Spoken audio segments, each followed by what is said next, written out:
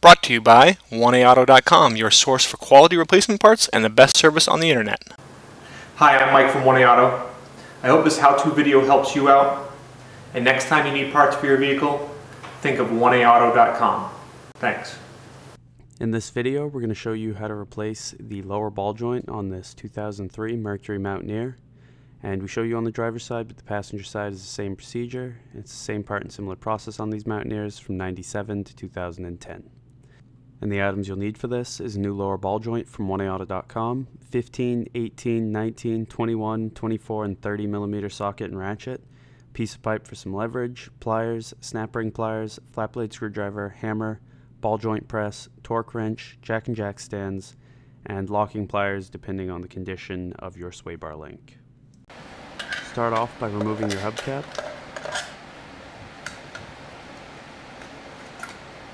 And then remove these 19mm lug nuts. And if you don't have air-powered tools, you want to loosen them up while the vehicle's on the ground. Then jack up the vehicle and support it, and then remove the lug nuts the rest of the way. And once you've removed those, the wheel will pull free.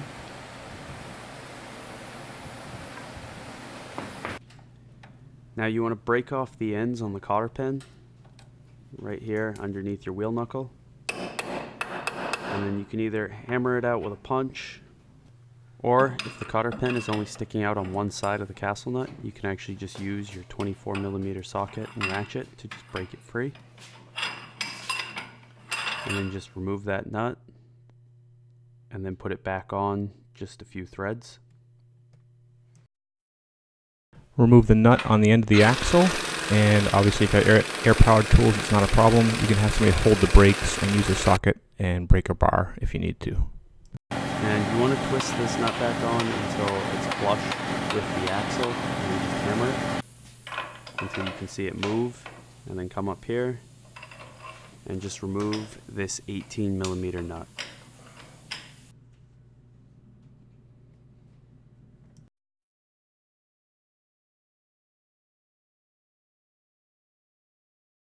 And with that nut twisted on again, just a few threads, hammer the wheel knuckle until it drops down.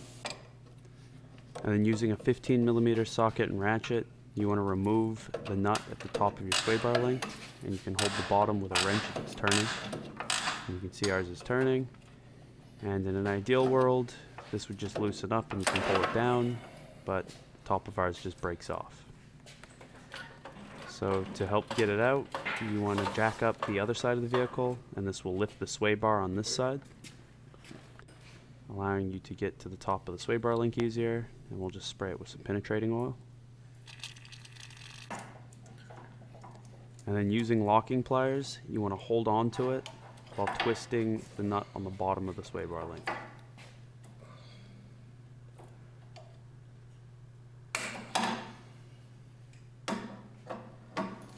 And you'll notice that the plastic will start breaking away, and that's fine. You just want to keep repeating the process until all the plastic is gone and you have better access to it.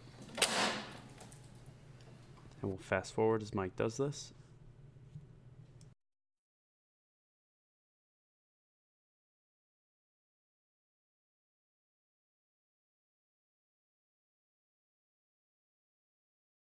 And when it gets to this point, you'll be able to remove it and slide it down and out. And if it is jammed up, just use a hammer.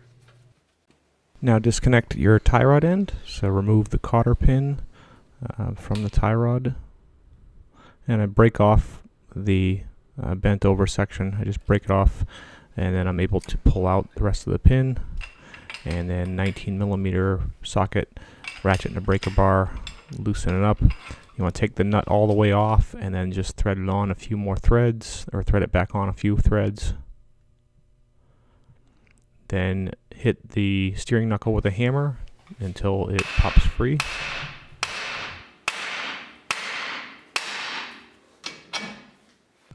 Remove the nut and take the tie rod off and set it aside.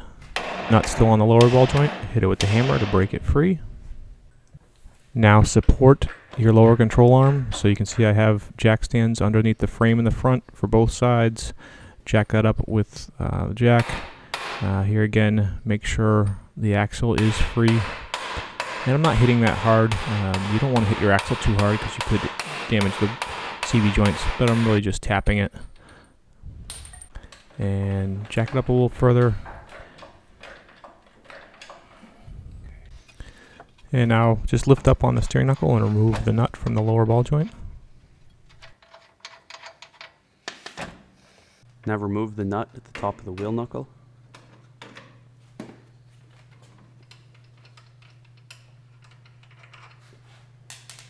And pull the upper control arm out of the knuckle. Hit the axle out.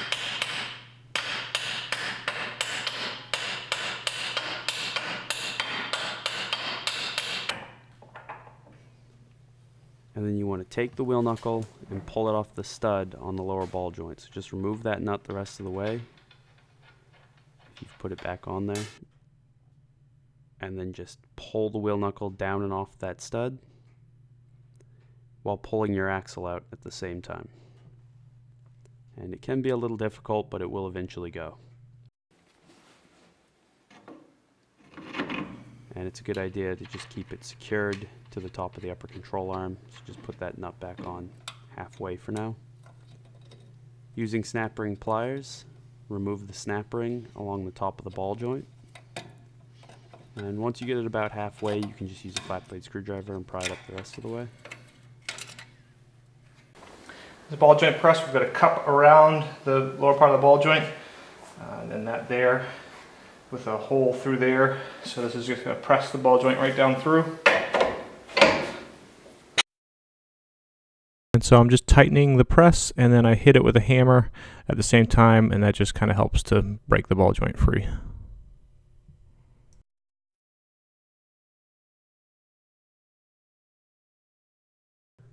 On the left is the old ball joint, on the right is the new one from 1A Auto.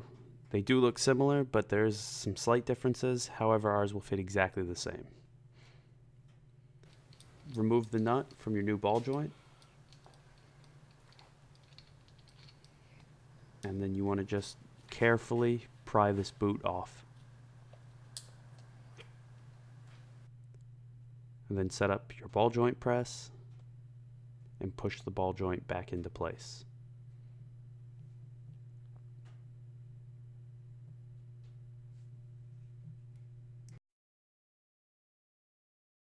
And again here, I'm going to tighten it up and just use the hammer to just shock it a little bit to help it work its way in.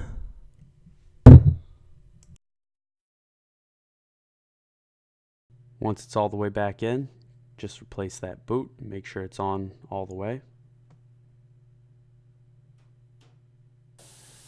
Take your snap ring and put the snap ring along the top and make sure it's all the way down.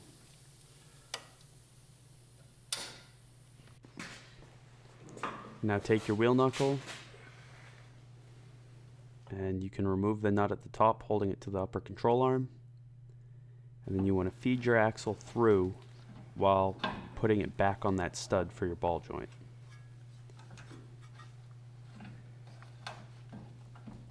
And this can take some maneuvering, but it will go. And then when you get enough space on the lower ball joint, you want to just replace that nut so it'll hold it in place there.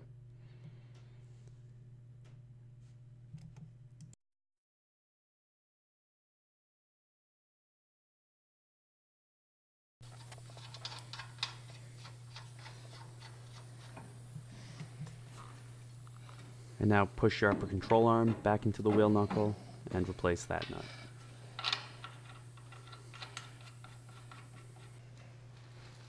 Take your outer tie rod and push it back down and into the wheel knuckle and replace that nut.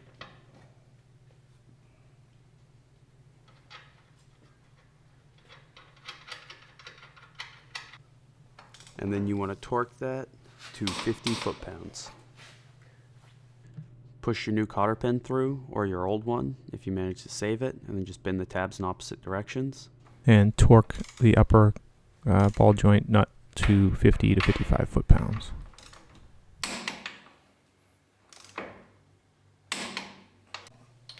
Now replace the axle nut. tighten it preliminarily. Okay, put a jack underneath your steering knuckle, and this basically raises the knuckle onto the ball joint to hold the ball joint in place. And you want to tighten that nut up. Tighten it to 70 to 75 foot-pounds, and then further if you need to get the cotter pin through.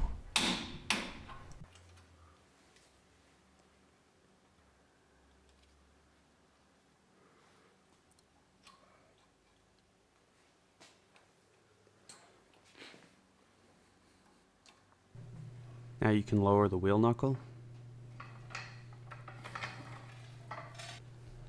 And then twist in your grease fitting at the top of the ball joint. And we actually end up putting in a 90-degree grease fitting, so it's a little easier to grease. And just tighten it up with our 7mm wrench. And then just top the ball joint off with some grease.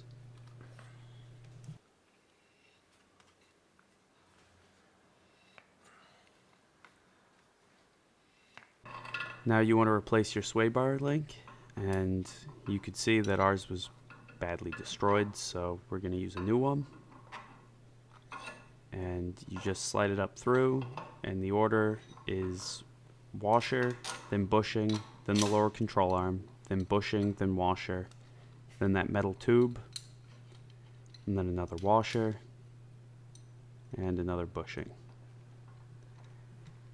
And then it should be the sway bar, but you can see that the sway bar is just a little bit too low, so if you jack up the other wheel, you'll see the sway bar go up, and now you can fit in that bushing.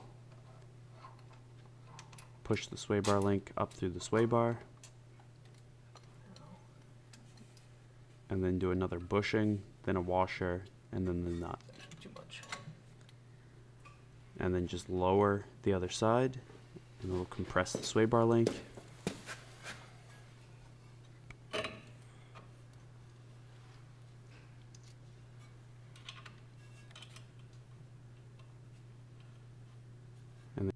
And then just tighten that up with your 15mm wrench and 15mm socket and ratchet. Okay, your final tightening of the stabilizer link, you can see I've got the vehicle on the ground and the jack's underneath holding the suspension up in its usual ride height, and then I want to tighten it up so that the bushings basically come out to the same spot as the washers. Basically compress the bushings down. And we'll fast forward as Mike replaces the wheel and then replaces those lug nuts and just tightens them up preliminarily.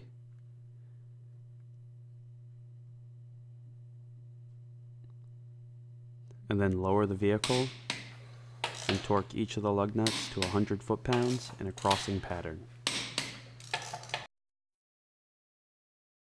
And then torque this 30mm nut to 184 foot-pounds. And then just replace your hubcap.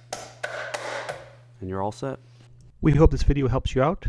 Brought to you by 1AAuto.com, your source for quality replacement parts and the best service on the internet. Please feel free to call us toll-free, 888-844-3393. We're the company that's here for you on the internet and in person.